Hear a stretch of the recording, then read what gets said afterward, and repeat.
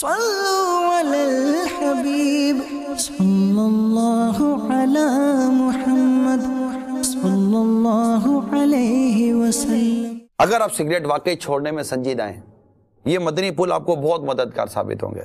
آپ کی تکلیف کو ڈاکٹر پھیپھڑوں کی ٹی بی یا کینسر قرار دیتے ہوئے فوراً سگریٹ نوشی بند کر دینے کا مشورہ دے اور آپ شرمندہ اور اشکبار ڈاکٹر کا مشورے کو عملی جامہ پہنائیں، اس سے قبل امیر اہل سنت کی درخواست مان کر سگریٹ ترک فرما دیجئے تو انشاءاللہ فائدے میں رہیں گے۔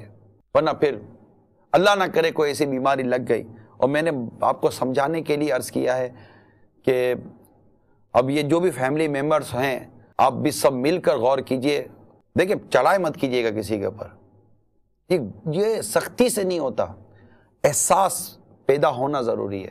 ابھی سختی آپ کسی پر بھی کرنے بیٹھیں گے وہ آپ کے منہ پر ہاں کہہ دے گا، پیکٹ نکال کر آگے پیچھے کر دے گا، مگر عادت تو نہیں نہ نکلے گی۔ عادت نکالنے کے لیے آئیے میں آپ کو مدنی پھول بیان کرتا ہوں میرے سنت کی بارگاہ سے۔ کچھ نہ کچھ خیرات کر کے اللہ تعالیٰ کی بارگاہ میں گر گرا کر دعا مانگی اور اللہ کے نیک بندوں سے بھی ترک تمباکو نوشی میں کامیابی کے حصول کے لیے دعا کروائیے۔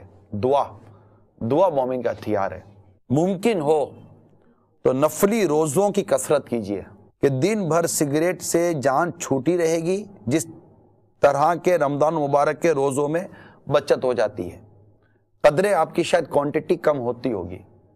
عیدین، جشن ولادت اور دیگر خوشی کے مواقع پر ایک مسلمان پرجوش ہوتا ہے، ایسے موقع پر بھی سگریٹ نہیں پئیں گے تو انشاءاللہ تعالی نفسیاتی دباؤ نہیں ہوگا۔ یہ بات ذہن سے نکال دیجئے کہ سگریٹ کی عادت نکالنا کوئی بہت بڑا مشکل کام ہے، ورنہ نفسیاتی دباؤ کی وجہ سے واقعی مشکل محسوس ہوگا۔ اگر پہلے سگریٹ کی عادت نکالنے کی ناکام کوشش کر چکے تھے، یہ بات ہوتا ہے یار میں نے بہت کوشش کی یار نہیں چھٹتی، تھکے نہیں، تب بھی مایوس نہ ہو، بار بار کوشش کرتے رہیے، انشاءاللہ عز و جل کامیابی حاصل ہو جائے گی۔ میں بہت پرانے سگریٹ پینے والوں کو میں نے دیکھا ہے، انہوں نے چھوڑ دی، بہت پرانے سگریٹ پینے چھوڑ دی۔ اب چھوڑنے کی وجہ یا تو ڈاکٹر تھے یا کچھ بھی وجہ ہو، مگر چھٹی ہے۔ بٹ ڈاکٹر بھی کہہ کر چھڑوائی دیتا ہے نا کہ بھائی اب آپ ایک بھی پیو گے تو مر جاؤ گے، مثال دے رہا ہوں، تو کیا کریں گے آپ؟ سگریٹ نوشی کی تباہ کاریوں اور اس سے جنم لینے والی بیماریوں سے اپنے آپ کو ڈراتے رہیے تاکہ دل میں اس کی وحشت پیدا ہو۔ ایک شخص کے 3 بھائی تمباکو نوشی کے باعث دمے کے مرض میں مبتلا ہو کر یک کے بعد دیگرے فوت ہو گئے۔ چونکہ یہ خود بھی اس کا عادی تھا، ڈر گیا اور یہی خوف اس کے لیے تمباکو نوشی سے خلاصی پانے کا سبب بنا۔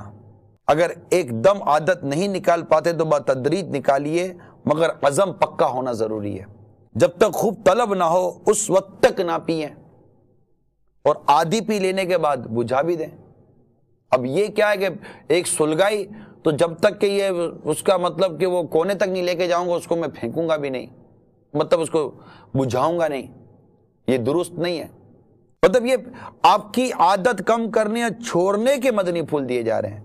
سگریٹ پینے کے لگے بندے اوقات میں جب طلب ہو تو اپنا ذہن کسی اور طرف مشغول کر دیں، مثلا ذکر و درود یا دینی مطالعہ میں لگ جائیں، یا ہاتھ کو تسبیح میں اور زبان کو ورد میں مصروف کر دیں۔ انشاءاللہ تھوڑی دیر میں طلب میں کمی آ جائے گی۔ جیب میں بلکہ گھر، دفتر اور دکان کے اندر بھی ہو سکے تو سگریٹ نہ رکھیے تاکہ بار بار اس کے لیے باہر نکلنے کے سبب بیزار ہو۔ یوں بھی عادت چھوڑنے کا یہ سبب بن سکتا ہے۔ یہ بہت اہم ترین مدنی پھول ہے۔ یہ جو پیکٹ جیب میں رکھتے ہیں نا، یہ نہ رکھیں۔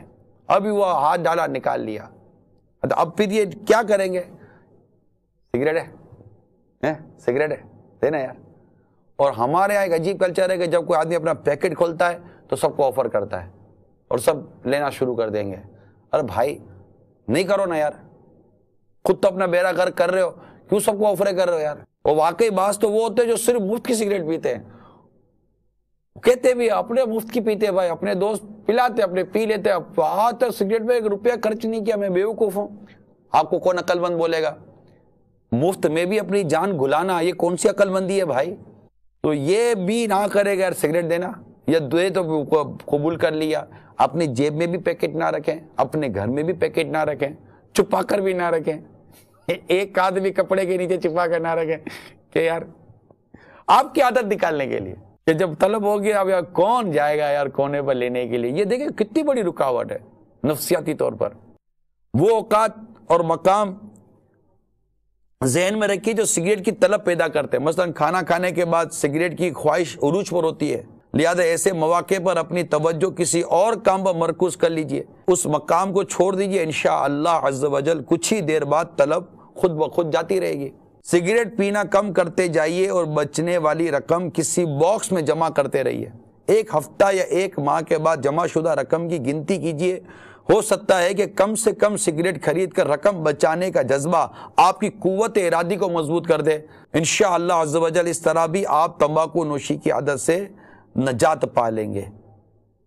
آخر میں امیر سنت کی یہ دعا, یا رب مصطفیٰ عز و جل صلی اللہ علیہ وسلم مسلمانوں کو مضر صحت تمباکو نوشی سے محفوظ فرما, اور جو اس میں مبتلا ہیں ان کو عادت نکالنے کی سعادت عطا فرما. آمین بجاہ النبی الامین صلی اللہ تعالی علیہ وآلہ وسلم. صلوا علی الحبیب صلی اللہ علی محمد صلی اللہ علیہ وسلم.